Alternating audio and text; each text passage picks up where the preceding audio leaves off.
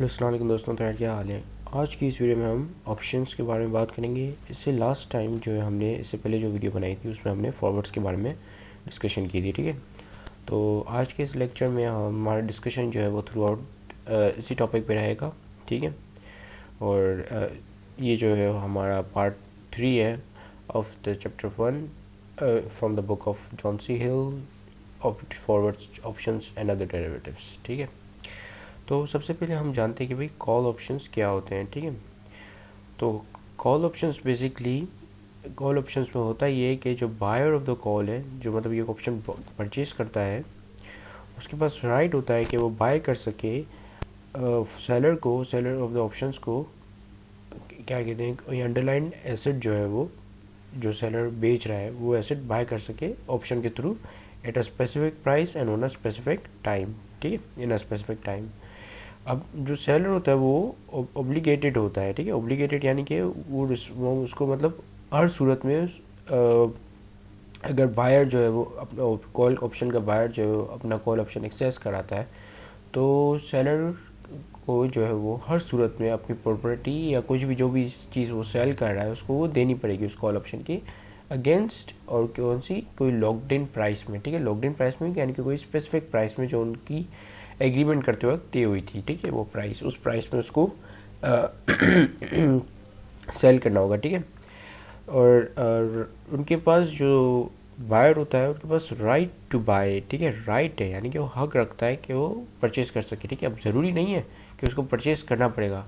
हमने फॉरवर्ड्स में देखा था कि दोनों पार्टीज उसमें ऑब्लाइज्ड थी, ठीक है, ऑब्लिगेटेड, दोनों पार्टी की ऑब्लिगेशन थी कि ये ट्रांजेक्शन किसी भी सूरत में होगी, ठीक है। लेकिन इन कॉल ऑप्शन किया है कि इसमें जो बायर है, जो एक पार्टी बायर है, उसके पास ये राइट है, ठीक है, वो ऑब्लिगेटेड नहीं है, यानी कि उसकी मर्ज़ी है, वो चाहे तो एक्सरसाइज कराए अपना कॉल ऑप्शन, या चाहे तो वो ना कराए, उसको ज़ाया होने दे, ठीक है। लेकिन अगर वो एक्सरसाइज कराता है तो सेलर की यहाँ पर ये ड्यूटी है कि वो जब भी एक्सरसाइज कराए तो वो सेलर जो है रिफ्यूज़ नहीं कर सकता उसका कॉल ऑप्शन, ठीक है। बाद में ऐसे एसेट को सेल करने से वो रिफ्यूज़ नहीं कर सकता, उसको कैसे हर सूरत में करना पड़ेगा, ठीक है, क्योंकि वो ऑब्लिगेटेड है, ठीक है, ऑब्लाइज्ड है, ठीक है। अब हम बात करते हैं हमारे पुट ऑप्शंस की, ठीक है। अब जिस तरह कॉल ऑप्शंस थे, ये पुट ऑप्शंस उसके थोड़ा अपोजिट काम करते हैं, ठीक है। यहाँ पर क्या होता है कि in the put option the buyer has a right to sell, ठीक है। यहाँ पर बायर के, वहाँ पर क्या था, बायर के पास जो है राइट टू बाय था, ठीक है। यहाँ पर बायर के पास राइट टू बाय था, यहाँ पर बायर के पास जो है वो राइट टू सेल है, ठीक है, वो सेल कर सकता है। The seller has a right, seller को कहते हैं, जो सेलर होता है पुट ऑप्शन का, it is also known as the writer of the put option, ठीक है। Now in this case the seller has the right to buy the asset at a specific date on a specific price, ठीक है। अब यहाँ पर क्या था कि बायर जो है वो परचेजिंग कर रहा था कोई एसेट, ठीक है। लेकिन यहाँ पर जो है वो बायर जो है वो सेल कर रहा है, उसका राइट है सेल करने का, और जो सेलर है उसके पास राइट, उसकी वो ऑब्लिगेटेड है कि वो उससे वो प्रॉपर्टी परचेज कर ले, ठीक है। तो यहाँ पर तो मैंने आपको एक ब्रीफली बता दिया कि कॉल पुट ऑप्शन में क्या, किसके कौन से राइट होते हैं और क्या किसके कौन से ऑब्लिगेशंस होती हैं, ठीक है। अमूमन कॉल ऑप्शन में जो बायर है वो शॉर्ट पोजीशन जो है वो सॉरी लॉन्ग पोजीशन मतलब लेता है, ठीक है। ये मैं आपको बता दूंगा शॉर्ट और लॉन्ग पोजीशन, मैंने पिछली वीडियो में भी एक्सप्लेन किया था। और जो सेलर ऑफ द क्या कहते हैं, sorry buyer of the put option जो है वो हमेशा शॉर्ट पोजीशन अज्यूम कर रहा होता है, ठीक है। नहीं, यानी कि वो इस अज्यूम कर रहा होता है, यानी कि उसको ये खतरा होता है कि उसकी प्रॉपर्टी जो है वो या उसका एसेट जो है वो उसकी प्राइस कम हो जाएगी, ठीक है। और वो शॉर्ट पोजीशन से ही पैसे कमाता है, ठीक है। अब कुछ इंपॉर्टेंट चीज़ें हैं जो हम समझेंगे कि ये कॉल ऑप्शन और पुट ऑप्शन किस तरह काम करते हैं, लेकिन इससे पहले थोड़ी कुछ इंपॉर्टेंट चीज़ें हैं इनके बारे में, वो थोड़ा पढ़ लेते हैं, ठीक है। Put options can be American style and can be European style, ठीक है। अब अमेरिकन स्टाइल और यूरोपियन स्टाइल में सिर्फ एक डिफरेंट है कि जो अमेरिकन स्टाइल है उसको आप किसी भी वक्त एक्सरसाइज करा सकते हो, ठीक है, उन ऑप्शंस को। अगर ये ऑप्शंस अमेरिकन स्टाइल के हैं तो उसका मतलब कि आपको किसी सर्टन स्पेसिफिक डेट का या सर्टन स्पेसिफिक टाइम पीरियड का वेट नहीं करना पड़ेगा। आप उसी वक्त ये ऑप्शंस लेकर उसी दिन विद इन अ डे आप उसको एक्सरसाइज करा सकते हैं, ठीक है।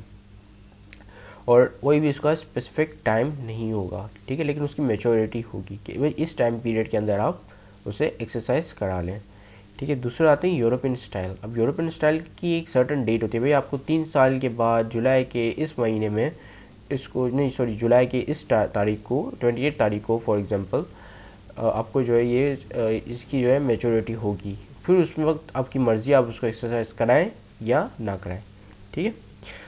तो यूरोपियन स्टाइल और अमेरिकन स्टाइल में यही फ़र्क होता है, इसके अलावा और कोई ज़्यादा फ़र्क नहीं होता है। It is not necessary that an American option trade on USA market वाला European option trade on Europe, ठीक। ये नेसेसरी नहीं है कि जो अगर यूरोपियन स्टाइल है तो उसका मतलब कि वो यूरोप में ही ट्रेड होगा, अमेरिकन स्टाइल है तो उसका मतलब वो अमेरिका में ट्रेड होगा, नहीं, ऐसा नहीं है होता है। ये जो खाली ये समझें कि ये इनकी कैटेगरीज हैं, ठीक है। यूरोपियन अमेरिकन स्टाइल ये जो है बहुत एक दूसरे की जो है एक्सचेंजेस में ट्रेड होते हैं, ठीक है। आपको यूरोपियन स्टाइल जो है वो पाकिस्तान में भी मिलेगा, यूरोपियन स्टाइल आपको इंडिया में भी मिलेगा, यूरोपियन स्टाइल आपको श्रीलंका में भी मिलेगा, सही है, और आपको अमेरिकन स्टाइल भी मिलेंगे, ठीक है। ये समझेंगे कैटेगरीज हैं, ये ज़रूरी नहीं है कि अगर ये अमेरिका में अमेरिकन स्टाइल है तो सिर्फ अमेरिका में ट्रेड होगा, क्या पता हो अमेरिका में भी मतलब होता है, यूरोपियन ऑप्शंस भी अमेरिका में ट्रेड होते हैं, ठीक है। European style, I am not saying European options, ठीक है। स्टाइल ये समझे कैटेगरीज है, कंट्री मतलब कंट्री पे ना जाए कि ये कंट्री भी ऐसी है तो मतलब ऑप्शंस भी मतलब उसी कंट्री में ट्रेड होंगे, नहीं, ठीक है। अब दूसरे आते हैं बर्मुडा स्टाइल ऑप्शंस, ठीक है। अब ये क्या होते हैं, अब इनकी ना यहाँ पर तो एक तो ये कि यूरोपियन स्टाइल यानी कि एक स्पेसिफिक डेट पे ही, इसी स्पेसिफिक डेट पे आपने जो है ये ऑप्शंस को एक्सरसाइज करा सकते हैं, ठीक है। और दूसरे होते हैं अमेरिकन स्टाइल, जिसमें आपको जो है कभी भी आप इसको एक्सरसाइज कर जब चाहे आप उसे एक्सरसाइज करा सकते हैं, ठीक है। फिर आते हैं बर्मुडा स्टाइल, इनके जो है सर्टन मल्टीपल डेट्स होती हैं, ठीक है। ये 3 दिन के बाद डेट आनी है, ठीक है। अब 5 इसके बाद जो है 5 दिन के बाद डेट आनी है, तो इनकी जो एक्सरसाइज मतलब इनको जो एक्सरसाइज कराते हैं वो इन दिनों के अंदर करा सकते हैं। इनकी कुछ स्पेसिफिक दिन और या स्पेसिफिक डेट्स वगैरह सेट हुई होती है, जो कि मल्टीपल्स होती है यानी बहुत सारी होती है, ठीक है। उन डेट पे आप इनको एक्सरसाइज करा सकते हो, ठीक है। फिर आते हैं बहुत अमेरिकन यूरोपियन स्टाइल है ट्रेडेबल, दोनों ट्रेडेबल है, दोनों एक्सचेंजेस में ट्रेड होते हैं, ठीक है। They do cost money to enter unlike the future forwards, ठीक है। हमने पढ़ा था कि फ्यूचर फॉरवर्ड्स जो है उसमें कोई मनी जो है वो चेंजेस नहीं होता, ये ज़ीरो सम गेम होती है, लेकिन यहाँ पर ऐसा नहीं है। यहाँ ये जो है माइनस सम गेम है, ठीक है। अगर एक लूज़ करता है, अगर फॉर एग्जांपल या तो वो पैसे जो है गवा बैठता है या तो वो पैसे कमा बैठता है, ठीक है। यहाँ पर ऑप्शंस में ये होता है। जबकि हमने फॉरवर्ड्स और फ्यूचर्स में पढ़ा था तो उसमें ज़ीरो सम गेम चलती थी, यानी कि एक बंदा पैसे लूज़ करता था तो दूसरा जो है बंदा है वो उतनी अमाउंट से पैसे गेन कर रहा होता था, ठीक है।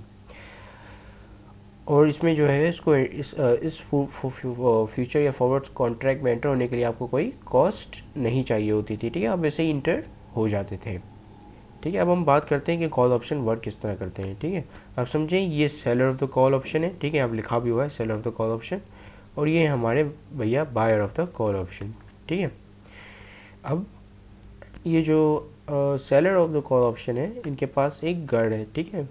अब इन्होंने इस घर के अगेंस्ट एक कॉन्ट्रैक्ट बनाया, ठीक है। अब समझें ये घर जो है, पहले इसकी प्राइसेस डिस्कस कर लेते हैं, ठीक है। समझें ये घर जो है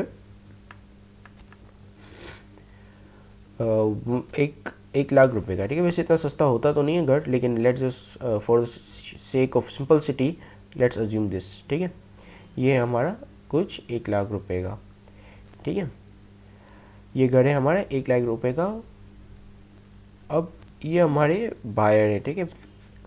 अब बायर को लगता है कि ये जो घर है उसकी प्राइसेस जो है वो बढ़ जाएंगी कुछ 5-6 महीनों में, ठीक है।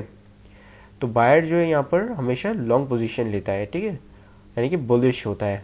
जबकि सेलर जो है हमारे कॉल ऑप्शन का वो हमेशा शॉर्ट पोजीशन लेता है, यानी कि बेरिश होता है यहाँ पर, ठीक है।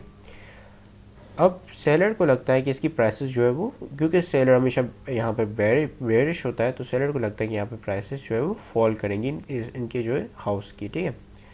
अब बायर के पास जो है वो अभी पैसे नहीं है, 1 लाख रुपए नहीं है जो उसको खरीद सके, लेकिन बायर के पास 5 महीने के बाद इतने पैसे आ जाएंगे, ठीक है। लेकिन बायर जो है वो अज्यूम कर रहा है कि मैं वो 1 लाख रुपए ही जमा कर सकूंगा 5 महीनों के बाद, ठीक है।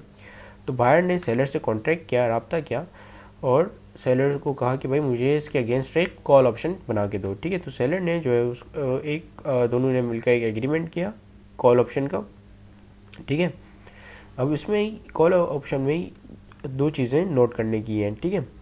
एक है स्ट्राइक प्राइस, ठीक है, और उसकी डेट ऑफ मैच्योरिटी, ठीक है। तो समझिए कि स्ट्राइक प्राइस जो है उसने एट द मनी, यानी कि जितनी मार्केट स्पॉट मार्केट में जो प्राइस थी उतनी उसने जो है वो इसकी जो है वो स्ट्राइक प्राइस रख ली, ठीक है। स्ट्राइक प्राइस वो प्राइस होती है जिसपे अगर फ्यूचर में जिस कीमत पे परचेजिंग होती है अंडरलाइनिंग एसेट की, उसको हम कहते हैं स्ट्राइक प्राइस, जिस प्राइस पे होती है, ठीक है। तो स्ट्राइक प्राइस यहाँ पर आ गई हमारी कॉल ऑप्शन की 1 लाख रुपीज़, ठीक है। मैं माउस से ड्रॉ कर रहा हूँ तो मुझे थोड़ा मुश्किल हो रहा है यहाँ पर इसको 1 लाख रुपीज़ को लिखने में, ठीक है। अब क्या हुआ, 5 महीने हो गए, ठीक है, 5 महीने हो गए, और 5 महीनों के बाद इस हाउस की जो प्राइस है वो बढ़कर हो गई कुछ समझिए 2 लाख रुपीज़, ठीक है। मैं खाली 2 लिख रहा हूँ, लेकिन आप समझ जाना दिस इज़ 2 लाख, ठीक है। तो 2 लाख रुपीज़ हो गई। अब क्या होगा कि, और उसकी डेट भी आ गई कॉल ऑप्शन की, ठीक है। समझिए कि यूरोपियन स्टाइल है, इसकी डेट आ गई। अब बायर जो है अपना कॉल ऑप्शन देगा सेलर को, ठीक है, और यही हाउस जो कि 2 लाख का है वो 1 लाख में खरीद लेगा, ठीक है। अब 2 लाख यहाँ पर जो है उसको हम कहेंगे स्पॉट प्राइस, ठीक है। स्पॉट प्राइस यानी कि मार्केट प्राइस जो इस वक्त मार्केट में चल रही है, ठीक है, SPOT, ठीक है।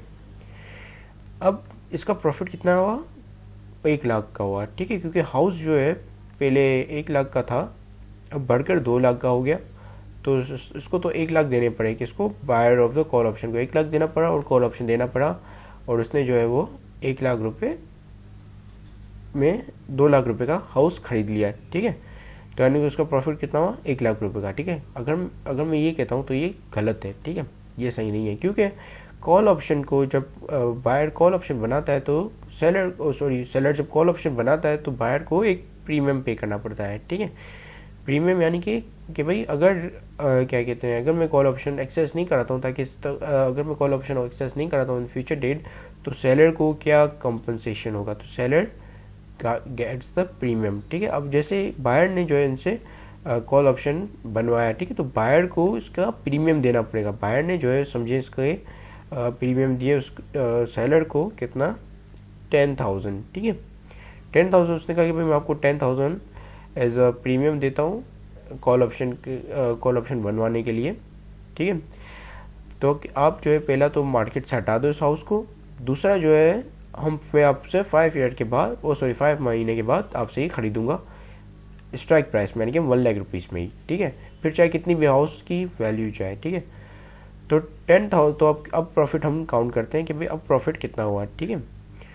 तो देखिए हमारी स्पॉट प्राइस जो थी वो थी 2 लाख रुपीज़, ठीक है, जो कि मार्केट प्राइस जिसको हम कहते हैं, ठीक है। इसको माइनस कर दें जो प्राइस उसने बायर ने पे की, जो है हमारी स्ट्राइक प्राइस 1 लाख रुपीज़, ठीक है। इसके साथ जो प्रीमियम बायर ने पे किया कॉल ऑप्शन को अक्वायर करने के लिए, उसको भी हम लिख लें, वो क्या है 10,000। तो हमारा टोटल प्रॉफिट हुआ 90,000 का, यानी कि टोटल प्रॉफिट हुआ किसका, बायर का 90,000 का, ठीक है। अब अज्यूम करते हैं कि ऐसा कुछ नहीं हुआ, ठीक है, और प्राइसेस गिर गई, और ठीक है, प्राइसेस और ज़्यादा गिर गई, ठीक है। जब प्राइसेस अगर और ज़्यादा गिर जाती हैं, यानी कि अब 1 लाख थी, पहले 1 लाख थी, अब 1 लाख से हो गई 50,000, ठीक है। घर की प्राइस और ज़्यादा गिर गई, वैसे तो गिरती नहीं है, लेकिन let's for the sake of simplicity let's assume this, ठीक, 50,000 हो गई। अब क्या हुआ कि अब अगर बायर जो है परचेज करता है ये 50,000 में, तो बायर को जो है 50,000 नहीं देने पड़ेंगे, बायर को देने पड़ेंगे कॉल ऑप्शन के अगर थ्रू करता है 1 लाख रुपीज़। तो बायर बेवकूफ़ तो नहीं है जो स्ट्राइक प्राइस में अपना जो है वो स्ट्राइक प्राइस में पे करेगा, ठीक है। वो बायर जब 50,000 दे सकता है उसको ऐसे ही, तो why would he use call option, ठीक है। तो इस सूरत में बायर का जो टोटल लॉस होगा वो सिर्फ 10,000 रुपये का होगा, ठीक है। अब मैं अगर आपको फिर से समझ में नहीं आया तो मैं आपको फिर से समझा देता हूँ, ठीक है। देखिए, बायर को पता चला कि भाई हाउस की प्राइस गिर गई, ठीक है, गिर गई, कितने पे आ गई, कुछ 50,000 पे आ गई गिर के। अगर बायर कॉल ऑप्शन के थ्रू हाउस परचेस करता है तो बायर को 1 लाख रुपए देने पड़ेंगे। अब बायर बेवकूफ़ तो नहीं है कि जब मार्केट में उसकी प्राइस 50,000 है तो वो 1 लाख रुपए क्यों दे।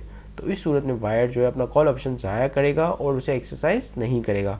तो यानी कि बायर का जो टोटल लॉस होगा वो 10,000 का होगा, क्योंकि अगर वो एक्सरसाइज कराता है तो उसका टोटल लॉस जो है वो 60,000 का हो जाएगा, ठीक है। तो अगर बायर अगर जो मार्केट जो है उसकी या हाउस की प्राइस जो उसके फेवर में मूव नहीं करती है बल्कि सेलर के फेवर में मूव करती है तो सेलर को कितने का गेन होगा, 10,000 का, ठीक है। तो यहाँ पर आप देख पा रहे हैं कि जो सेलर का गेन है वो लिमिटेड है और बायर का गेन जो है वो अनलिमिटेड है। अब वो कितना भी हो सकता है, हाउस कितना भी महंगा हो सकता है, ठीक है। जितना महंगा होगा हाउस इन फ्यूचर उतना ज़्यादा बायर का गेन होगा। तो यहाँ पे बायर का गेन जो है अनलिमिटेड है, सेलर का गेन जो है वो लिमिटेड है। इसके अलावा बायर का लॉस भी लिमिटेड है, बायर का लॉस लिमिटेड है क्योंकि बायर को ज़्यादा से ज़्यादा 10,000 का लॉस हो सकता है, 10,000 से ज़्यादा का लॉस उसको नहीं होगा क्योंकि 10,000 वो ऑलरेडी कॉल ऑप्शन के उसको प्रीमियम पे कर चुका है। अब प्राइसेस कितनी भी गिर जाए, मार्केट उसके कितना भी अगेंस्ट चले जाए, यानी कि उस हाउस की प्राइस उसका कितनी भी अगेंस्ट चले जाए, उसको loss at the end of the day 10,000 का ही होगा। जबकि सेलर का ऐसा नहीं है। सेलर का अगर मार्केट कितना भी जो है वो अगर मार्केट जो है वो बढ़ जाती है, बहुत ज़्यादा बढ़ जाती है तो उसका वो रोक नहीं सकता उसको, ठीक है। हो सकता है उसको 40,000 का लॉस हो सकता है उसको 2 लाख रुपए का 1 लाख रुपए का लॉस हो, ठीक है, 90,000 का लॉस हो, ठीक है। तो सेलर का यहाँ पे लॉस जो है वो अनलिमिटेड है, बायर का यहाँ पे लॉस जो है वो लिमिटेड है, ठीक है। Now let's understand put options, ठीक है। पुट ऑप्शंस क्या होते हैं। अब पुट ऑप्शन में कॉल ऑप्शन का बिल्कुल अपोजिट होता है, ठीक है। यहाँ पर हमने पढ़ा था कि बायर के पास राइट टू सेल होता है, ठीक है, इसके पास राइट टू सेल है, और जबकि सेलर के पास राइट टू बाय है, सॉरी ऑब्लिगेटेड टू बाय है, ठीक है। यानी कि अगर बायर जो है यहाँ पर अपना कोई एसेट सेल करता है, जैसे कार हो गई, तो उसको seller of the put option को हर सूरत में वो कार खरीदनी है, ठीक है। वो at the end of the day reject नहीं कर सकता, वो ये नहीं बोल सकता कि भाई मैं नहीं खरीदूंगा, ठीक है। अब for example buyer of the put option को लगता है कि उसकी कार की प्राइस जो है वो गिरने वाली है, ठीक है। तो और वो नहीं चाहता है कि वो इस पर लॉस करे, ठीक है, अपनी प्राइसेस लॉस करे। समझिए इस कार की जो प्राइस है वो 1 लाख रुपीज़ है, ठीक है। We are just taking this example, ठीक है। अब असली में नहीं होगी, जाहिर सी बात है। तो ये लाख रुपए समझिए इसकी प्राइस है, करंट प्राइस है, ठीक है। करंट प्राइस इसकी लाख रुपए, और buyer of the call option को पुट ऑप्शन को ऐसा लगता है कि इसकी प्राइस, कार की प्राइस और ज़्यादा गिर जाएगी, ठीक है। तो ये जाएगा सेलर के पास। अब सेलर जो है वो इंश्योरेंस कंपनी भी हो सकती है, ठीक है, क्योंकि ये एज ए इंश्योरेंस ही वर्क करता है। ये गया सेलर के पास, इसने कहा कि भाई ये मेरी ये कार है, ठीक है, मैं इसके अगेंस्ट इंश्योरेंस चाहता हूँ पुट ऑप्शन के थ्रू, ठीक है। यानी कि मैं इसके अगेंस्ट जो है वो बेट करना चाह रहा हूँ कि मुझे लग रहा है कि इसकी प्राइस गिर जाएगी और मैं अपनी जो कार की जो वैल्यू है 1 लाख रुपए की वो लूज़ नहीं करना चाहता हूँ। तो seller of the put option ने कहा ठीक है, seller of the put option is also known as writer of the put option. तो इसने राइट किया पुट ऑप्शन को और उसको बेच दिया, बायर को बेच दिया, ठीक है। अब बायर को जो है इस पर मंथली प्रीमियम पे करना पड़ता है, मंथली या क्वार्टरली या सेमी एनुअली, ठीक है, कुछ भी हो सकता है। तो बायर ने समझे कि बायर ने इसको अक्वायर करने के लिए 10,000 इसको प्रीमियम पे किया पर एनम, ठीक है, और एक ही साल के लिए किया, ठीक है। यानी कि टोटल जितना भी उसने पे किया वो 10,000 ही था, ठीक है।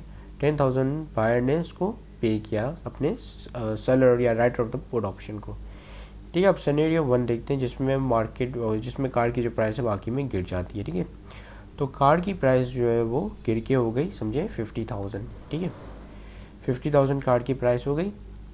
अब क्या होगा कि जो buyer of the put option है इसके पास राइट टू सेल है, ठीक है।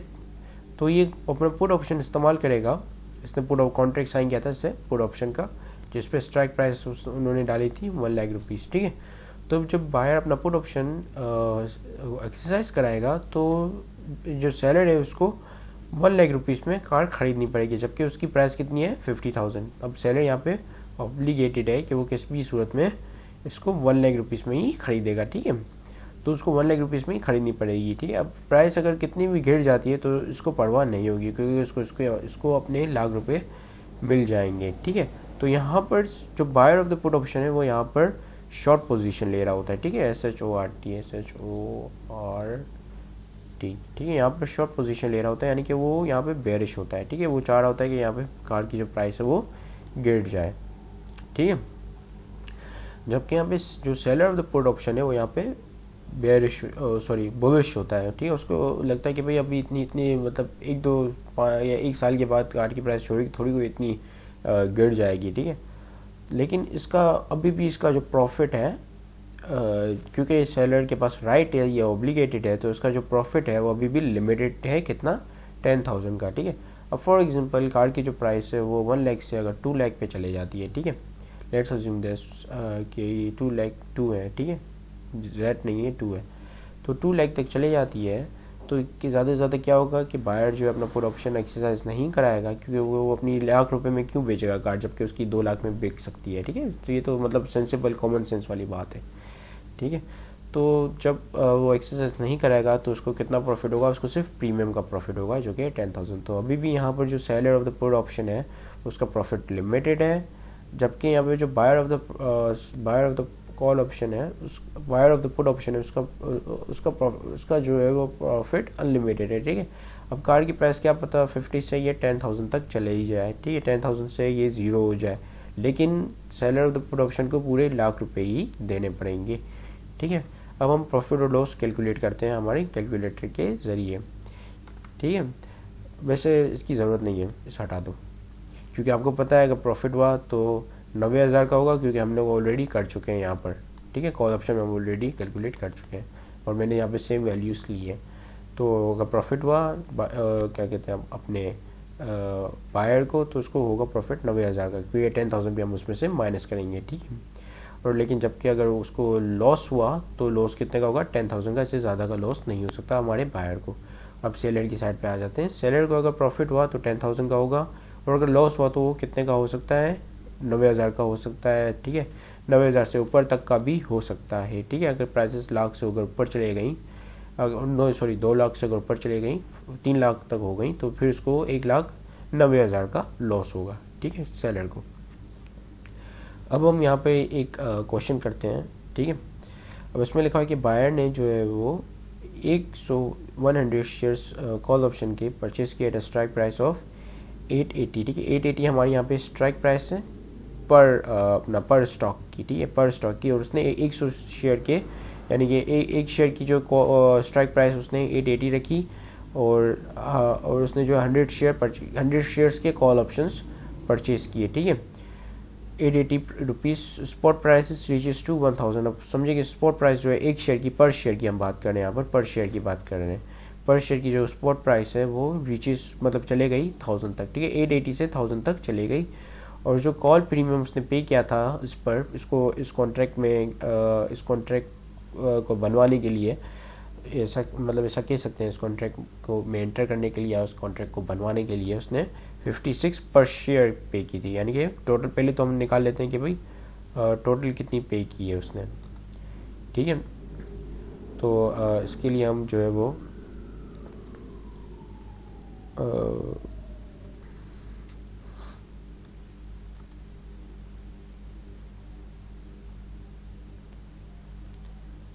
यहाँ पर चैट बॉक्स जो है वो ले लेते हैं, ठीक है। अब 56 को जो इसको वाइट कलर करना पड़ेगा। So we are back. 56 को जो 56.30, ठीक है, ये पर शेयर की स्ट्राइक प्राइस है, ठीक है। और शेयर्स कितने हैं 100, तो इसको मल्टीप्लाई कर दिया 100 से, ठीक है। तो कितने आएंगे हमारे, अब हम इसके लिए हम कैलकुलेटर निकालते हैं, ठीक है। 56.30 मल्टीप्लाई बाय 100, तो ये प्राइस है, 3 क्यों आ गया यहाँ पर, मल्टीप्लाई बाय 100, फिर से 1000 आ गया। तो ये प्राइस है, टोटल प्राइस है 5630 रुपीज़ जो है उसने पे किए हैं कि उसको अक्वायर करने के लिए, इस कॉल ऑप्शन को अक्वायर करने के लिए। और ये उसका टोटल लॉस होगा अगर उसको लॉस होता है, ठीक है। क्या था 5630 I guess this is was the price. Yes, अब हम कैलकुलेट करते हमारी 100 शेयर्स की स्ट्राइक प्राइस को, ठीक है। सो स्ट्राइक प्राइस आपको पता है 880 है, इसको हमने कर दिया मल्टीप्लाई बाय 100, तो ये कितना हो जाएगा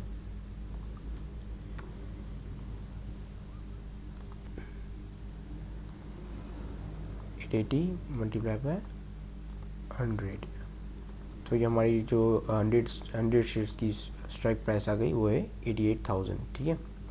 this is the strike price of 100 shares, ठीक है।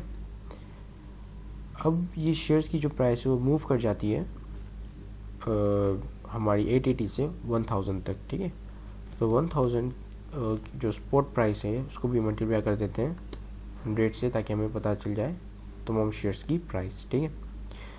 मल्टीप्लाई किया 100 से, तो ये बन गया हमारा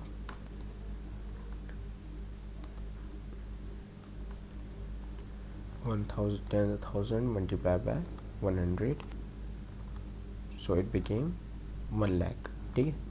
तो यानी कि स्पॉट प्राइस हमारे पास आ गई 100 शेयर्स की, दैट इज़ 1 लाख, ठीक है। अब कह रहा है कि अब हमें पता करना है कि भाई प्रॉफिट और लॉस कितना हुआ, ठीक है, प्रॉफिट या लॉस। तो बेसिकली हमारी जो स्ट्राइक प्राइस है ये है हमारी प्रीमियम जो हमने पे किया है, प्रीमियम ये जो हमने पे किया है, ठीक है।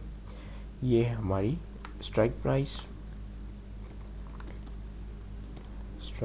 This is our strike price and this is our spot price, ठीक है। अब इसको करने का फॉर्मूला ये होता है कि आप जो स्पॉट प्राइस है उसमें माइनस करते हो स्ट्राइक प्राइस और फिर माइनस करते हो प्रीमियम, ठीक है, जैसा हमने पहले एग्जांपल में किया था, ठीक है, हाउस की। तो हम सबसे पहले हमारी स्पॉट प्राइस डालेंगे जो कि 1 लाख रुपीज़, माइनस कर देंगे हमारी स्ट्राइक प्राइस जो हमने पे करनी हम पे करेंगे at the time of purchase, ठीक है, वो 88,000, ठीक है। और माइनस करेंगे जो हमने प्रीमियम पे किया है, ठीक है। प्रीमियम भी हम इसी में से ही निकालते हैं, ठीक है। तो हमें जो प्रॉफिट हुआ है वो टोटल हुआ है 6,370 रुपीज़ का, ठीक है। तो यहाँ पर आप देख पा रहे हो ये जो चार्ट यहाँ बना हुआ है, इसको मैं भी थोड़ा ड्रॉ ये पेन आ गई, ठीक है। तो यहाँ पे जो चार्ट बना हुआ है आप देख पा रहे हो कि यहाँ पे आपका जो लॉस है वो कितना है 5,600। यहाँ पे आप देखो, यहाँ पर ये जो निशानी कर रहा है तो ये बता रहा है कि आपका जो लॉस है वो लिमिटेड है, कितने तक 5,630 तक आपका ये लॉस लिमिटेड है, ठीक है। लेकिन जबकि आपका जो प्रॉफिट है वो अनलिमिटेड, ठीक है। लेकिन इस सूरत में जब हमने एक्सरसाइज कराया बॉन्ड को तो हमारा प्रॉफिट कितना हुआ 6,000, जैसा कि आपको यहाँ पर आपने यहाँ पर देखा 6,370 का, ठीक है। अब ये 6,370 यहाँ पर लाई कर रहा होगा, ठीक है, कुछ, क्योंकि 6,000 से अबव का है प्रॉफिट हुआ है। तो प्रॉफिट हमारा यहाँ पर जाके इस पॉइंट पे हमारा प्रॉफिट हुआ है, ठीक है। जब हमारी जो स्टॉक प्राइस थी, ये स्टॉक प्राइस यहाँ पे ये नोट की गई है, जब हमारी स्टॉक प्राइस जो थी वो 1,000 तक चले गई थी, ठीक है। यहाँ पर हमारी जो स्टॉक प्राइस थी कितनी थी, हमारी 880, ठीक है, 880 कुछ यहाँ पर आएगी, ठीक है। ये यहाँ पे हमारी स्टॉक प्राइस थी, ठीक है। अगर यहाँ से और अगर यहाँ से ये प्राइस जो है अगर यहाँ तक भी रीच हो जाए 880 तक, तभी भी हमारा जो ये होगा वो ब्रेक इवन नहीं कहलाएगा, जब तक ये प्राइस यहाँ तक ना रीच कर जाए, ठीक है। क्योंकि हमने ये जो प्रीमियम पे किया है उसको भी कवर करना है, ठीक है। सो अब हम आ जाते हैं हमारी seller of the put option पे, ठीक है, seller of the put option. तो अब यहाँ पर हमारे पास दो केसेस गिवन है, ठीक है। एक में लिखा है कि भाई स्पॉट प्राइस जो है वो 890 पर शेयर है और स्ट्राइक प्राइस जो है वो 840 है, लेकिन हमारा ये जो है वो हम किसका काउंट करें, वो हमारा seller of the put option है, यानी कि ये जो है बंदा वो लॉन्ग पोजीशन पे, ठीक है। जो सेलर हमने अभी अभी डिस्कस किया, सेलर और buyer of the put option में क्या डिस्कस होता है, buyer has a right to sell and seller has a obligation to purchase, ठीक है। तो यहाँ पर seller of the put option है और सेलर को कब प्रॉफिट होगा, जब प्राइसेस जो है वो अपवर्ड मूव करेंगी और हमारा जो buyer of the put option है वो हमारा जो पुट ऑप्शन है उसको एक्सरसाइज नहीं कराएगा। अगर वो एक्सरसाइज नहीं कराता है तो हमारे सेलर को जो बायर ने प्रीमियम पे किया है उस तक का प्रॉफिट हो जाएगा, ठीक है। तो चलें हम पहला सिनेरियो देखते हैं, ठीक है। तो batting against 100 stock by selling put option of 31 rupees पर शेयर, ठीक है। 31 रुपीज़ पर शेयर सेलर ने जो है वो सेल कर दिया है, मतलब पुट उनके अगेंस्ट पुट ऑप्शन राइट कर दिया है बायर को, ठीक है। अब जो सेलर है उसके पास स्टॉक्स इन हैंड नहीं है, तो यहाँ पर हमारा जो seller of the put option है वो बुलिश है, ठीक है। He knows the prices will go up, ठीक है। तो उसने कुछ स्टॉक्स पिक किए क्या कि भाई ये स्टॉक है, इसकी प्राइसेस ऊपर जाएंगी और उनके अगेंस्ट उसने पुट ऑप्शन राइट करके दे दिया हमारे बायर को, ठीक है, जिसको लगता है कि प्राइसेस गिर जाएंगी, ठीक है। अब सिनेरियो 1 में देखते हैं कि भाई स्पॉट प्राइस जो है वो 890 हो जाती है, ठीक है। कितनी स्ट्राइक प्राइस कितनी है हमारी, स्ट्राइक प्राइस है हमारी 840, ठीक है। स्ट्राइक प्राइस 840 और प्राइसेस यहाँ पर बढ़ गई है, यानी कि put option sell of the put option के फेवर में चले गई हैं, ठीक है। अब इस सूरत में क्या होगा कि जब स्पॉट प्राइस 890 है, ठीक है, और स्ट्राइक प्राइस जो है 848 और सेलर ऑफ द 31 रुपीज़ पर शेयर, ठीक है। अब देखते हैं कि भाई टोटल प्रीमियम पहले सेलर को कितना मिला, ठीक है। हम एज यहाँ पर सेलर बात करें, हम यहाँ पे एज अ सेलर है, ठीक है। तो हमें प्रीमियम मिल रहा है, ठीक है, सेलर को प्रीमियम मिलता है 31 पर शेयर हमें प्रीमियम मिला, ठीक है। तो मल्टीप्लाई कर दो इसको 100 शेयर से, मैंने 44 क्यों लिख दिया यहाँ पर, 100 शेयर से 100 शेयर से इसको जब हमने मल्टीप्लाई किया तो हमें पता चला 31,000 आ गया, ठीक है, 31,000, ठीक है। इसको मैं यहाँ लिख लेता हूँ, ठीक है। इसके लिए मुझे जाना पड़ेगा, चलें इसमें इससे ही लिख लेते हैं, ठीक है। 31,000 का हमें प्रीमियम मिला, ठीक है। 31,000 का हमें प्रीमियम मिला और और जो स्टॉक की जो प्राइस है वो अपवर्ड मूव हो गई, ठीक है। हाँ, 31,000 का हमें प्रीमियम मिला और हमने सेल ऑफ पुट ऑप्शन जो है उसको राइट करके दे दिया बायर को और प्राइसेस जो है वो कुछ महीनों में ऊपर चले गई, ठीक है।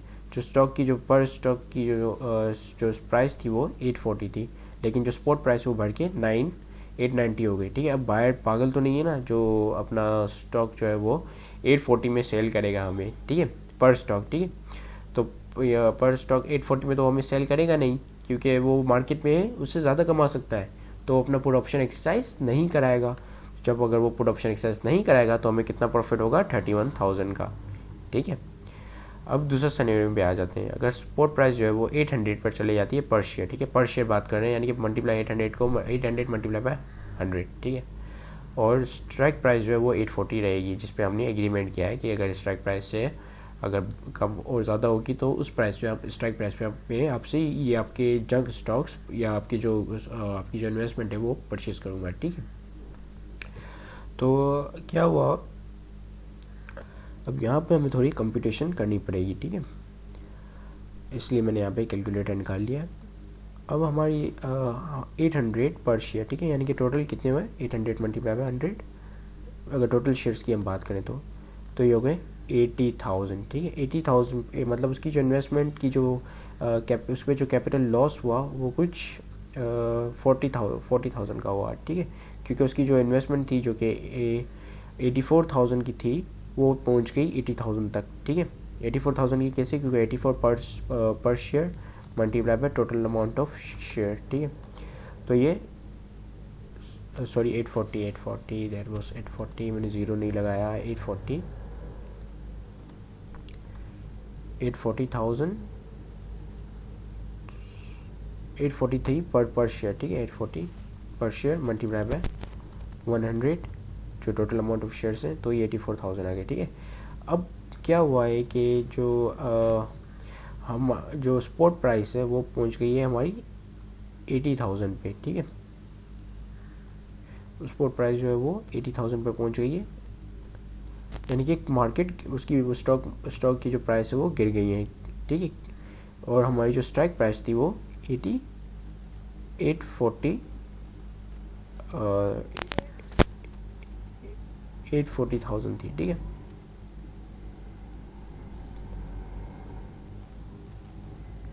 84,000 थी, सॉरी 84,000 थी, ठीक है। और 80,000 हमारी स्पॉट प्राइस है। अब हमारी जो हमने जब कॉन्ट्रैक्ट साइन किया था तो हमने वहाँ पे स्ट्राइक प्राइस ये रखी थी कि हम जो जिस स्ट्राइक प्राइस पे कंपनसेशन होगा वो होगी 84,000, ठीक है। लेकिन अब मार्केट जो है वो स्पॉट प्राइस पे मतलब गिर के चले गई है 80,000 पे, ठीक है। तो यहाँ पर जो है क्या हुआ, मार्केट जो है seller of the put option के अगेंस्ट, फेवर के अगेंस्ट चले गई, ठीक है। अब जाहिर सी बात है बायर जो है अपना ऑप्शन एक्सरसाइज कराएगा, अब तो उसको कराना पड़ेगा क्योंकि अब तो उसको प्रॉफिट हो रहा है एक्सरसाइज कराने पर, ठीक है। क्योंकि अगर वो मार्केट में एज ए फिजिकल बगैर स्टॉक बगैर अपना पुट ऑप्शन एक्सरसाइज कराए सेल करता है अपने स्टॉक्स, तो उसको 800 पर शेयर मिलेंगे, यानी कि उसका टोटल प्रॉफिट होगा 80,000। लेकिन अगर वो पुट ऑप्शन के साथ हमें सेल करता है, ठीक है, पुट जाहिर सी बात है हम ओब्लाइज्ड है, हमें ख़रीदना पड़ेगा कैसे भी करके, ठीक है। तो अगर हमें वो सेल करता है तो हमने उसको किसकी जो जंग सिक्योरिटीज़ है या जंग स्टॉक है वो ख़रीदना पड़ेगा 84,000 में, ठीक है। और हमें कितना लॉस होगा 4,000 का, क्योंकि अगर हम मार्केट में सेल करेंगे तो हमें 80,000 मिलेंगे, ठीक है। अब यहाँ पर हम कैलकुलेट करते हैं हमारा प्रॉफिट और लॉस, ठीक है। हम केस 2 में बात कर रहे हैं, केस 2 की बात कर रहे हैं, ठीक है। अब यहाँ पे क्या होगा कि आपने सबसे पहले तो देखना है कि आपको कितने आपको सबसे पहले पता है कि आपका 4,000 का लॉस होना है, ठीक है। क्योंकि ये जो स्ट्राइक प्राइस है यहाँ पे स्ट्राइक प्राइस को माइनस करते हैं, इसका फॉर्मूला क्या है, strike price minus spot price plus premium, ठीक है। स्ट्राइक प्राइस जो है हमारी 84,000 है विच वी हैव टू पे, ठीक है। और हमें मिलेंगे कितने 80,000 जब हम मार्केट में इसको भेजेंगे, ठीक है।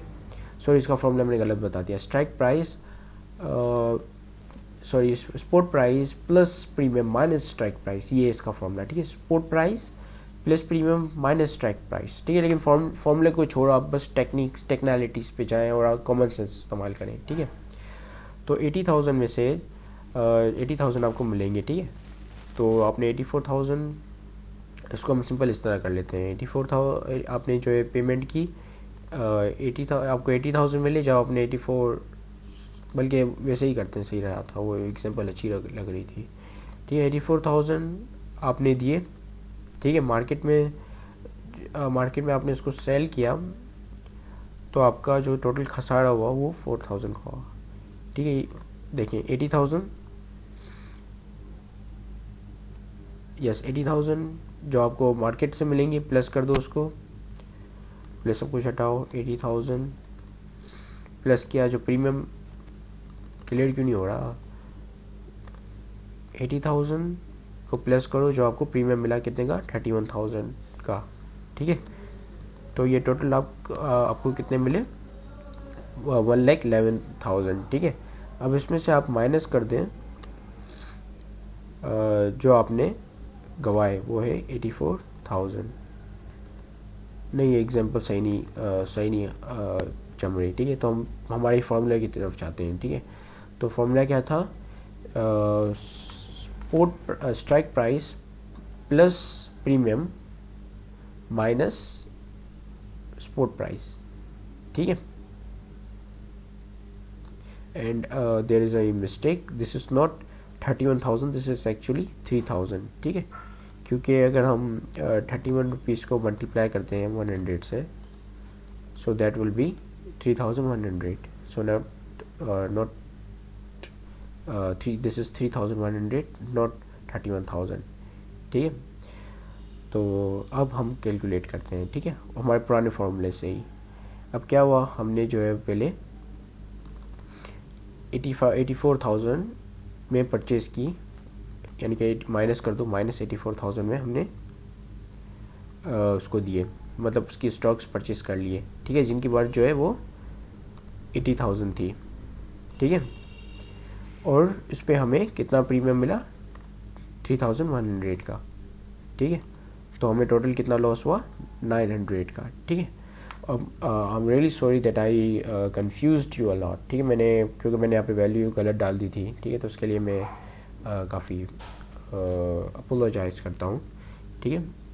So this is the loss of our put, writer of the put, ठीक है। अब हम इसको चार्ट के थ्रू समझते हैं।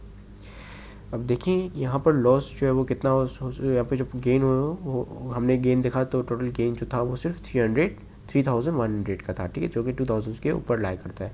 तो इसका यहाँ पे जो गेन है put writer of the put option का, वो कितना है, सिर्फ लिमिटेड है। आप जैसे कि देख रहे हो ये लाइन जो है यहाँ पर, ये जो लाइन जा रही है ये वाली, वो यहाँ तक ही जा रही है, ठीक है। इससे ऊपर नहीं, इस तरह ऊपर नहीं जा रही है, ठीक है, इस तरह ऊपर ये नहीं जा रही, ये सीधी जा रही है, यानी कि यहाँ पे लिमिटेड प्रॉफिट है और जो लॉस है वो अनलिमिटेड है, ठीक है। अब क्या पता उसको ये जो 84 का था, 84 से ये 50 या 60,000 तक चला जाता, ठीक है, फिर तो उसको और लॉस होना था। तो put option, right of the put option यहाँ पे लॉन्ग पोजीशन एक्वायर करता है और उसका जो कि लॉस है वो अनलिमिटेड होता है, ठीक है। अब यहाँ पर जो कि प्राइस, यहाँ पर जो उसको प्राइस, यहाँ पे जो उसको जो लॉस हुआ वो कितने का हुआ, क्योंकि प्राइस 84,000 तक पहुँच गई थी और उसने 80,000 मार्केट में बेचे, तो उसको लॉस हुआ -4,000 का, ठीक है। जिसमें से अगर आप जो है वो इसकी जो प्रीमियम माइनस कर दें तो फिर उसका जो लॉस हुआ वो कुछ 900 का था वो, ठीक है, 900 का उसका जो वो लॉस हुआ, ठीक है। तो और स्टॉक की प्राइस जो है आपको पता है कि जैसे ये 800 पर चले गई, कितने से, 840 से, ठीक है, 840 जो कि यहाँ पर लाई करेगा, 840 से 800 तक चले गई, ठीक है। तो अब हम लास्ट में कुछ टर्मिनोलॉजीज जान लेते हैं। जब भी आपको कहो कि ये at the market, at the money purchase हुआ है, तो इसका मतलब कि जब हमने उस कॉल ऑप्शन परचेज किया उस वक्त उसकी जो स्ट्राइक प्राइस है वो स्पॉट प्राइस के बराबर थी। अगर हम कहें कि ये जो हमने कॉन्ट्रैक्ट कॉल ऑप्शन परचेज किया है वो इन द मनी परचेज किया है, यानी कि जब उसकी प्राइस, स्ट्राइक प्राइस जो है वो लोअर है स्पॉट प्राइस के, यानी कि अगर हम उसी वक्त ही अगर उसको एक्सरसाइज कराएं, और अगर हम कहें कि आउट द मनी ये कॉल ऑप्शन आपने परचेज किया, तो उसका मतलब उसकी जो स्ट्राइक प्राइस है वो स्पॉट प्राइस से काफ़ी ज़्यादा है, यानी कि आप ऑलरेडी लॉस में हो, ठीक है। इन द मनी अगर आपने परचेज किया तो आप ऑलरेडी प्रॉफिट में हो, और एट द मनी परचेज किया तो आपके चांसेस 50-50 हैं, ठीक है। तो ये हमने कॉल ऑप्शन की बात की है, और पुट ऑप्शन में अगेंस्ट होता है, इसके बिल्कुल अपोजिट होता है, ठीक है। अब यहाँ पर 4 तरह के लोग होते हैं, ठीक है। एक होते हैं buyer of the call, seller of the call, buyer of the put and seller of the put, ठीक है। अब बायर ऑफ द कॉल जो है आपको जैसे पता है कि वो लॉन्ग जाता है, seller of the call short जाता है, buyer of the call short जाता है और seller of the call long जाता है, ठीक है। So thank you very much for watching this video.